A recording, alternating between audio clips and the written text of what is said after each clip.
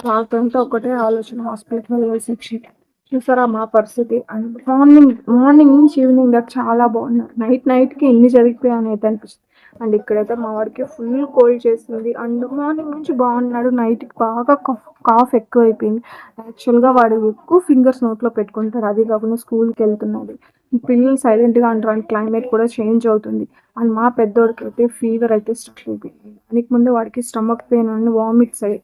సరే వామిట్ అయింది కానీ హాస్పిటల్‌కి అయితే వెళ్ళేసి వచ్చాం. ఆల్రెడీ నైట్ అరౌండ్ 7:30 ఆ టైంకి హాస్పిటల్‌కి వెళ్ళేసి వచ్చారు. మెడిసిన్ వేసుకున్నాడు, పడుకున్నాడు. అంతే 1:00, 2:00 ఫీవర్ 100 ఉంది. అందుకే తడిగుడ్డు వేసి రుద్ది అట్లీస్ట్ ఒక హాఫ్ అన్ అవర్ 10-15 టైమ్స్ అలా ర్యాప్ చేయడం వల్ల అందుకే తడిగుడ్డు వేసి బాగా తుడిచాను. అండ్ వాడికైతే కొంచెం ఓకే పర్వాలేదు. సొంతంగా నిద్రపోతుంటే ఎంత హ్యాపీగా ఉంటుంది కదా పిల్లలు. ఇంకా మా వాడు నిద్రే పోలేదు, మేలుకొనే ఉన్నాడు. ఎందుకంటే పడుకుంటే కాఫ్ కంటిన్యూ కాఫ్. వీడైతే మార్నింగ్ వీడియో చూసారా, మార్నింగ్ ఎంత చలాకీగా లేస్తారో. అండ్ మా హస్బెండ్ నైట్ అంతా మేల్కొని మా హస్బెండ్కి బాగా నిద్ర వస్తుంది కానీ ఆఫీస్ ఉంది. అయ్యోయ్యో, ఇలాంటి సిచ్యువేషన్స్ వచ్చినప్పుడు అయితే చాలా చిరాకు వస్తుంది. బట్ మనం చిరాకు పడకూడదు. వాళ్ళకేం తెలుస్తుంది చిన్నపిల్లలు. ఇలాంటప్పుడే వైఫ్ అండ్ హస్బెండ్ చాలా ధైర్యంగా ఉంది. అండ్ మా ఫ్యామిలీ బ్లాగ్స్ మీకు ఎలా అనిపిస్తున్నాయో కామెంట్స్లో కామెంట్ చేయండి. ప్లీజ్ వీడియో చూస్తున్న వాళ్ళు ఒక చిన్న లైక్ చేయండి అండ్ కామెంట్ చేయండి. ప్లీజ్ సబ్స్క్రైబ్ చేసుకోండి. మీరు సబ్స్క్రైబ్ చేసుకుంటే నాకు మరిన్ని వీడియోస్ చేయడానికి ఒక చిన్న హోప్ అయితే ఉంటుంది. సిచ్యువేషన్స్లోనే అనిపిస్తుంది. కష్టం వచ్చినప్పుడు తెలుస్తుంది భారం బ్రతకాల కలిసి నిలబడాలంటే ఫ్యామిలీ ఎంత స్ట్రాంగ్గా ఉండాలో అని. పేరెంట్స్ అవ్వడం కంటే ప్రేమ మాత్రమే కాదు, నిద్రలేని రాత్రులు, వరే సాక్రిఫైజెస్ కూడా ఉంటాయి. పిల్లల కోసం బ్రతుకులు కలిసి పాడిన కష్టమే వాళ్ళకి కనిపించకపోయినా ప్రేమగా మిగిలిపోతుంది. ఒక పేరెంట్ వరి పడితే మరో పేరెంట్ ధైర్యం చెప్తాడు. అదే ఫ్యామిలీ బలం. కానీ ఇద్దరు లేని గడుపులు గడిపిన. బట్ మార్నింగ్ అయితే మా పిల్లలు లేసి అయితే కూర్చున్నారు. ఎందుకంటే 10:00కి డాక్టర్ అపాయింట్మెంట్ ఉంది. నేనైతే లేచి బ్రష్ చేసి వాళ్ళకైతే బ్రేక్ఫాస్ట్ ప్రిపేర్ చేశాను. అండ్ వాళ్ళకైతే వామ్ వాటర్ వేసి ఇడ్లీ అయితే పెట్టాలనుకున్నాను. ఎందుకంటే వీళ్ళకి వామిట్స్ అవుతుంది.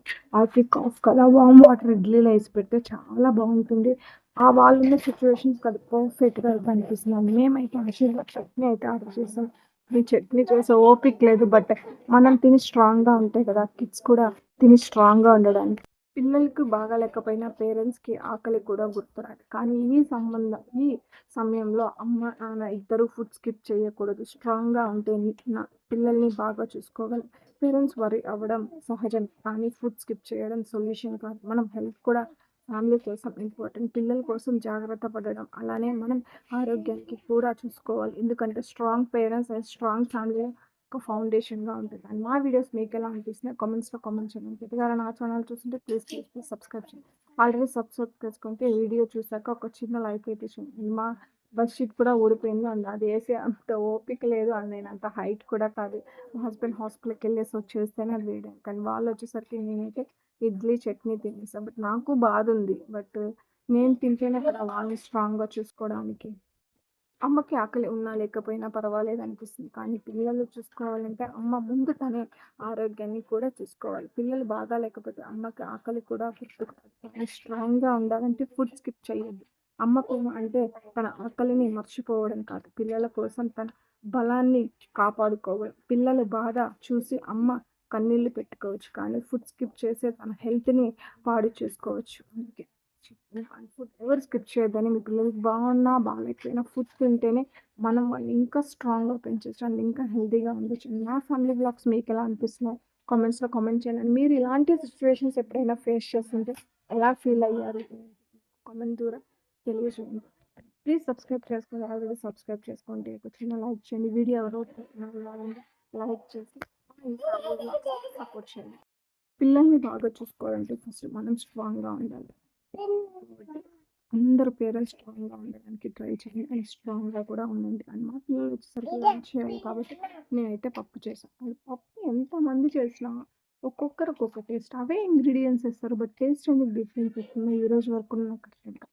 మీకు అర్థమైతే కామెంట్స్లో కామెంట్ చేయండి. నేను మా అమ్మ వేసే ఇంగ్రీడియంట్స్ వేస్తాను, మా అత్త వేసే ఇంగ్రీడియంట్స్ వేస్తాను. బట్ కదా! ఎన్నో సార్లు ఆలోచించి నాకు తట్టలేదు. మా వాడికైతే ఈ హిందూ అయితే ఆర్డర్ చేశాను. అండ్ హాస్పిటల్ నుంచి వచ్చాక మొబిలైజేషన్ అయితే కంపల్సరీ పెట్టమన్నారు.